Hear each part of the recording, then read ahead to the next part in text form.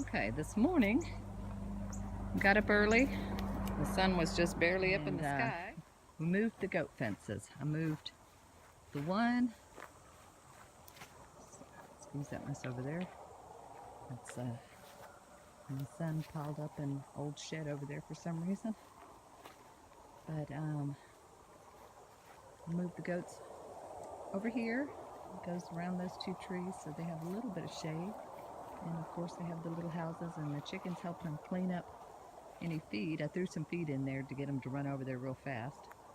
So that didn't take long. The second fence we moved from here, cleaned out, and this is some hay that I put some different fertilizers in. We were going to do a straw bale garden, but with the kids getting sent off again and having the grandkids and back and forth, it didn't happen. So it's fertilized, so I went ahead and I spread it out so that it'll cover the areas where the goats ate a little bit too much down under the tree there.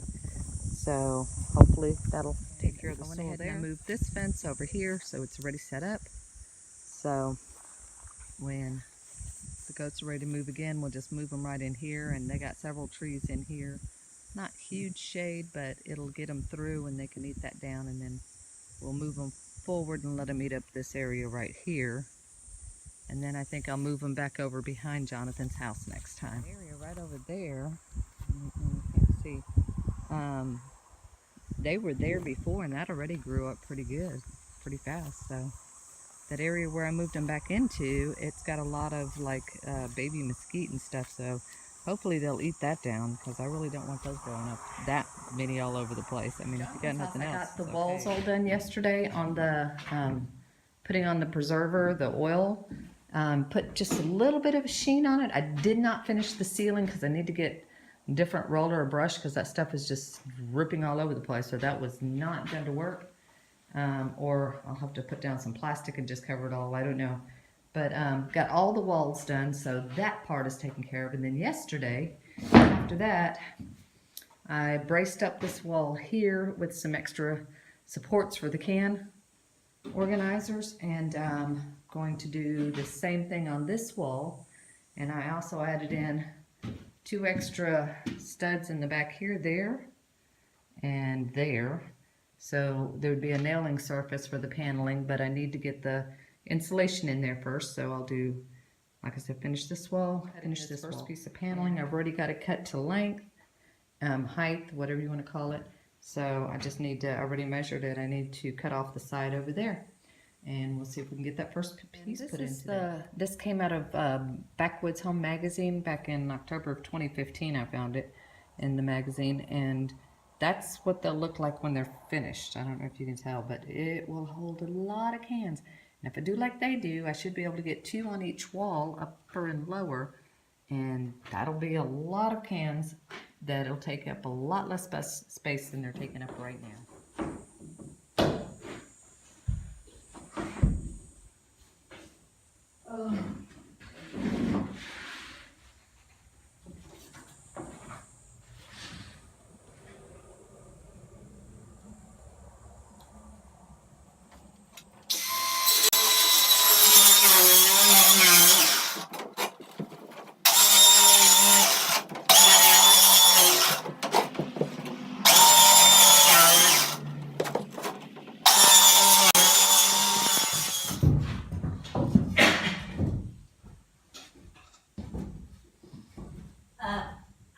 May I put my hand on the piece of wood? Your hand on a piece of wood? No, plywood. What? Oh, it's not like you hate with it. Oh, you mean to hold it up for me? Yeah. It fits.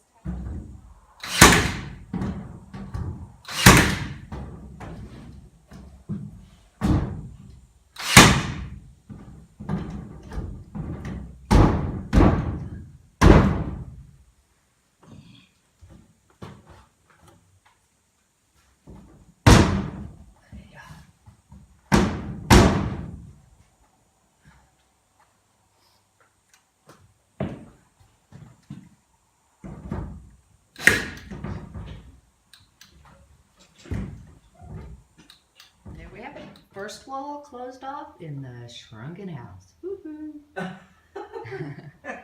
So, on to this. So, we got this wall done. This wall I need to finish insulating, and I have no more insulation. This wall is done. This wall I can't do until Paul puts a plug on it, but this wall here is done. And the piece for this back wall is already cut too. It's right there, already cut, measured, everything I need to do. All I gotta do is start of the can organizer. Got the pantry finished. Hold on, Lila, I'll go with you. Good girl. Got the pantry finished. It's a little dark in here now. Back wall done, insulated. So I started on the can organizer, and it's 4 foot by 4 foot. So this is the can organizer so far.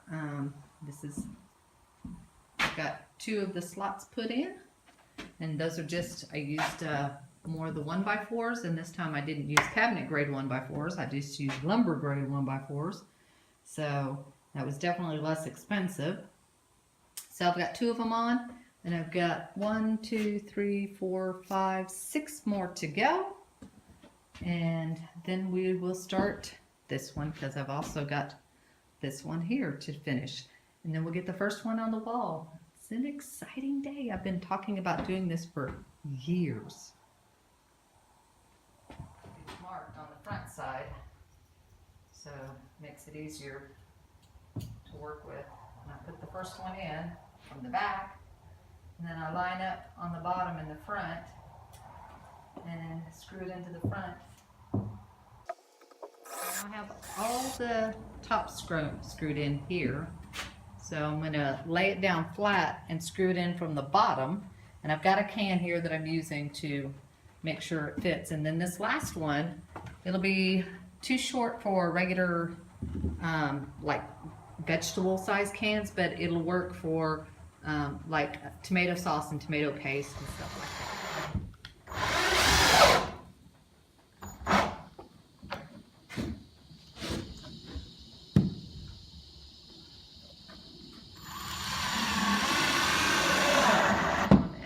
These are leftover paneling strips that I cut off from when I was fitting the pantry. So I'm going to use those to help to keep the cans from just falling out when the support is up. And the reason why I'm using that is because it's what I have. It's left over from the project. So it might, for the next one, if I still have some, then I'll use that. But it might vary by what I have laying around, what I have extra of. Okay. So it's almost done. It's not the prettiest thing you've ever seen, but I'm hoping it'll be very, very functional. So I put those extra boards across here just to have the horizontal support. And like I said, just trying to keep it strong because it's going to be holding a lot of weight. Put extra supports in the wall specifically to hold this thing. So let's hope it works.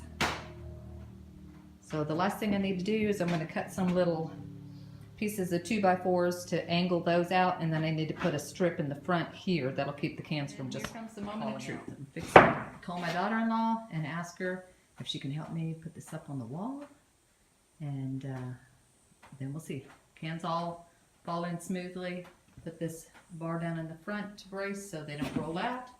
And hey, now I don't know if you can tell it in here because it's a little dark. But what I did is I marked every place where I put a brace, and then over here I marked how many inches over and up. So, because obviously it's going to cover it. So we know we've got a stud here, a brace here, a brace there, a brace there, a brace there, a brace there, a brace there. So, like I said, I marked it all on the wall, and it'll be covered by the can holder.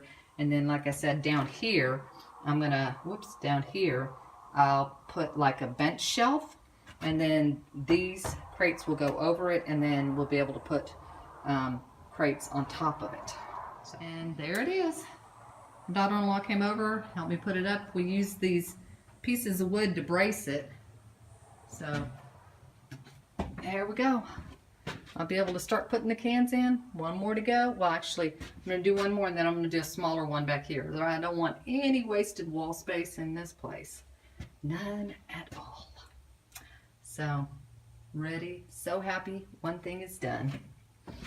Little progress. There's the first can. Okay, so there is 44 cans already in here. Still got 1, 2, 3, 4, and then the small ones for, like I said, sauces or something that I can fill up. So, and then they're not even filled up to the top yet. So I'm figuring well over 100 cans, because that's 44 cans. And then another 44 cans would be 88 cans, and plus the smaller ones. So easy 100, and then add more. Well, maybe even 120. We'll see. We'll get it all packed full, but love it. It works great. I thank the person that did the design for that in Mother Earth News for sure. Just take one down and roll it on. Awesome. Can't wait to, I got the 1x4s to get this side done. And then, like I said, I'll make a smaller one to go on that wall. Too cool.